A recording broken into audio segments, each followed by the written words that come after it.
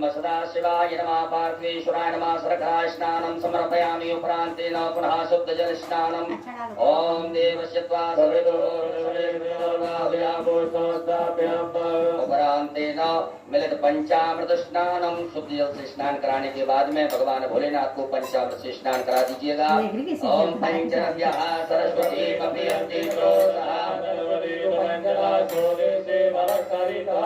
पंचामृत स्नानं समर्पयामि उपरान्तेन पुनः शुद्धोदक जल स्नानं मां देवस्य त्वा साम्ब सदाशिवाय नमः शुद्धोदक जल स्नानं समर्पयामि गंधोदक स्नानम। एक कटोरी में या चम्मच में चंदन लेकर के जल मिलाकर के गंधोदक भगवान भोलेनाथ में स्नान कराइएगा। ओम गंधद्वारां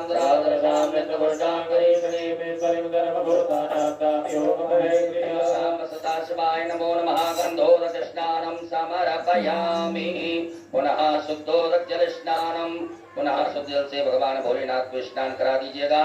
ओम देवस्य त्वा